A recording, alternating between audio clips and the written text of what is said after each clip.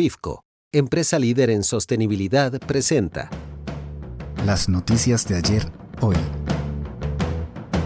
Presentado por Delfino.cr.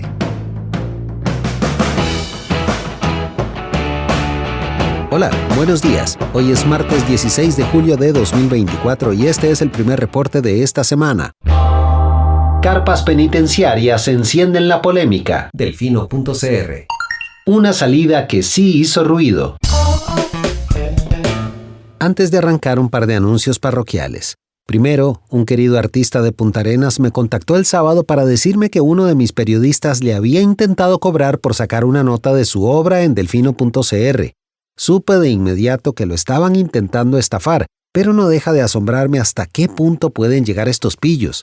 Necesitamos tener una conversación seria sobre el tema de las estafas y empezar a tomar medidas para ayer. Obviamente esta treta que les cuento era absurda, ni siquiera usaron el nombre de uno de mis muchachos y no llegó a nada, pero hay otras mucho más elaboradas que siguen concretándose todos los días a vista y paciencia de las autoridades que no hacen por dónde reaccionar. Es un asunto que me preocupa hace tiempo, muy particularmente porque la población más vulnerable a estas prácticas es la de la tercera edad y las historias de terror se siguen acumulando sin que el país sea capaz de reaccionar para protegerles. Los agarran por WhatsApp, por email, por Facebook, por teléfono, están totalmente expuestos en la tranquilidad de su hogar. Jamás, nunca nadie va a lograr convencerme de que es normal que ciberdelincuentes puedan mover fondos entre los bancos de este país sin que quede rastro alguno y sin que haya forma de dar con los responsables. Alguien en algún lado está sacando esa plata. ¿Cómo es que nunca se puede dar con estas personas? Estas son dos banderas que desde ya sumo a las que llevo levantadas todo el tiempo. Joder hasta que tomemos medidas para contrarrestar esta ola de ciberdelincuencia y joder hasta que dejemos de tratar de forma tan apática e indiferente a las personas de la tercera edad. Segundo anuncio parroquial. Hablando de artistas, me haría muy feliz que llenaran de solicitudes de compra el buzón de entrada de la artista Gabriela Calderón Arias, de cuyo proyecto El noble sueño de ser artista me enteré ayer. Es un libro extraordinario, de formidable calidad, que compila la historia de 50 artistas olvidadas y que las acompaña con pinturas creadas por 50 artistas costarricenses contemporáneas. Me dejó impresionado el trabajo de Gabriela y lo que fue capaz de generar a partir de su visión y su empeño. Este libro es una joyita que me parece debería llegar a tantos hogares de Costa Rica como sea posible. Pasen a leer la nota, vean el video y sorprendan a un ser querido con un regalo de lujo en el próximo cumple. Entrando en materia, fue un lunes tranquilo en Tiquicia. Se sigue cocinando la polémica de la moción de censura para la ministra de Educación, Ana Catarina Müller Castro, en el Congreso, pero todos sabemos cómo va a terminar eso. El escenario más probable es un reprise de lo que pasó con el ministro de Hacienda, Nogui Acosta Jaén, quien se salvó en su momento gracias a la mancuerna del PUSC y Nueva República con el oficialismo. Mucho más interesante está el drama en el Ministerio de Justicia. Como recordarán, el jueves pasado el presidente Rodrigo Chávez Robles despidió al hasta entonces viceministro de Justicia, Exleine Sánchez Torres. Han entrado y salido tantos vices que parecía una tarde cualquiera más en Zapote. Pero, esta vez hubo sazón. Normalmente tras la aplicación del baigón, la gente sale de ahí a ejercer un voto de silencio inmediato, como si en casa presidencial hubiera quedado abierto un cuadernito de Death Note. Pero don Exleine se animó a hablar. ¿Qué dijo? En declaraciones a la Nación contó que desde hace unos 2 meses le dijo al jerarca de justicia, Gerald Campos Valverde, que la idea del gobierno de construir cárceles con carpas era una ocurrencia y aquello no sentó nada bien.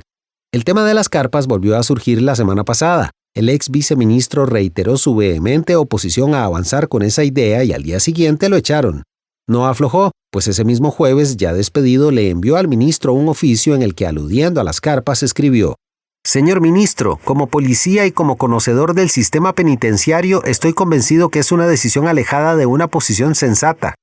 Sánchez cita cualquier cantidad de motivos para oponerse a las carpas. Por ejemplo, si bien el hacinamiento carcelario es de por sí un incumplimiento de nuestros deberes, su solución no es realizar acciones que nos lleven a una condena social mayor por tratos crueles y degradantes como se ha descrito a la ciudad de las carpas. Contundentemente arribo a la conclusión de que la inversión en este tipo de estructuras es un gasto inadecuado del presupuesto, afectando el equilibrio financiero, de manera que es mejor esperar un poco más de tiempo, pero invertir en edificaciones que perduren a futuro y sean una solución real al problema de sobrepoblación carcelaria. En resumen, que es una solución improvisada, precaria, temporal, insegura, decadente y que encima sale más cara. ¿Qué ha dicho Campos desde que se dio a conocer el documento? Que el despido no tiene relación con el asunto de las carpas y que responde a comportamientos que están bajo investigación, por ejemplo, presunto acoso laboral. Campos dijo que el oficio enviado en horas de la noche por el ex viceministro pareciera más un acto de revanchismo por el despido que otra cosa. Eso sí, Campos reconoce que en efecto el Ejecutivo está interesado en el tema de las carpas como respuesta al hacinamiento carcelario, pues no tienen tiempo ni recursos para construir una nueva cárcel. Este gobierno se preocupa y busca soluciones inmediatas, dijo, y agregó, si la Asamblea Legislativa pasara las leyes que presentamos desde abril del año anterior, verdaderamente vamos a tener crisis carcelaria. La pregunta es, ¿podemos esperar 3 años para hacer una cárcel nueva? La respuesta es no.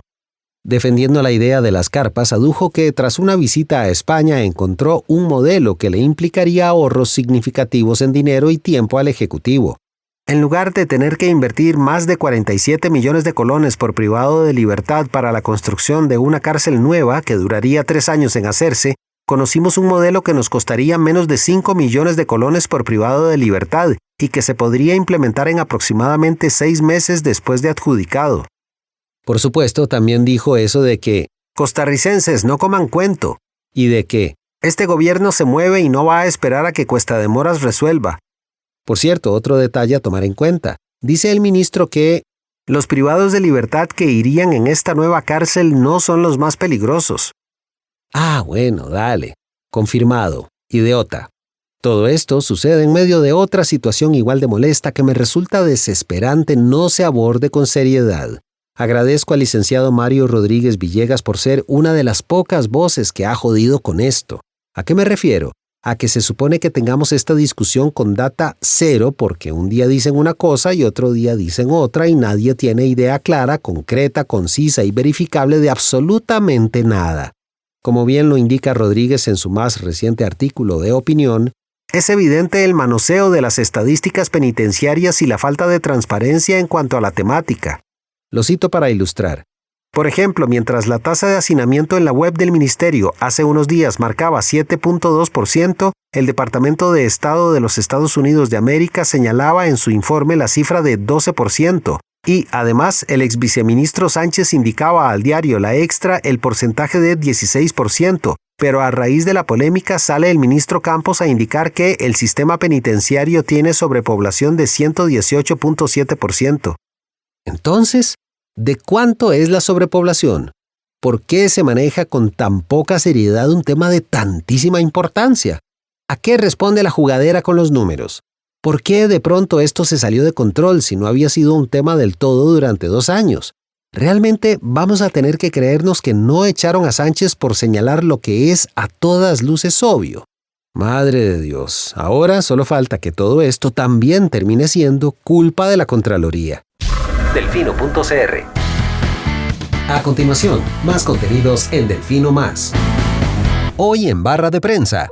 Plenario da trámite rápido a proyecto para convertir antigua bomba de la California en una delegación policial.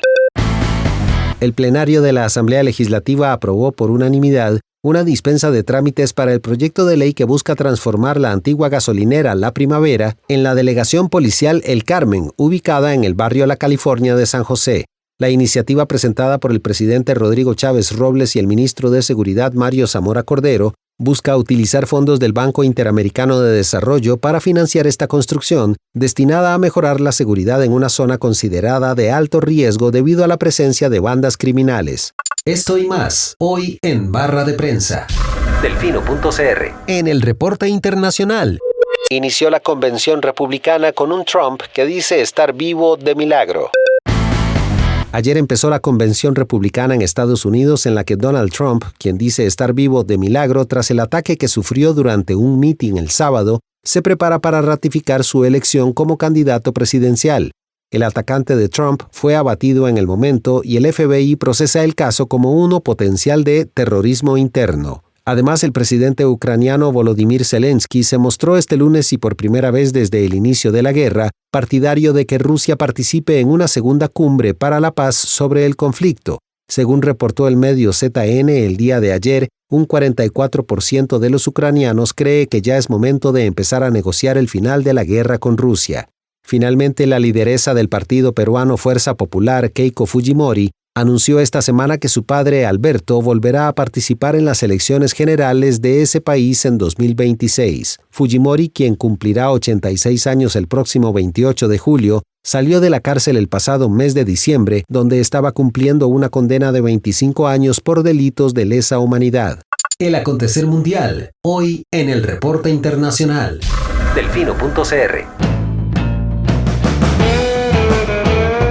Y este fue el reporte de hoy. Texto Diego Delfino, voz Eduardo Carmona. De parte de todo el equipo de Delfino.cr, muchas gracias por su atención. Le esperamos mañana con un nuevo reporte. Que tenga lindo día. Chao. Gracias por informarse con Delfino.cr. Ingrese a Delfino.cr/inclinada, suscríbase para disfrutar de todos nuestros servicios con una cuenta Delfino Más. Delfino.cr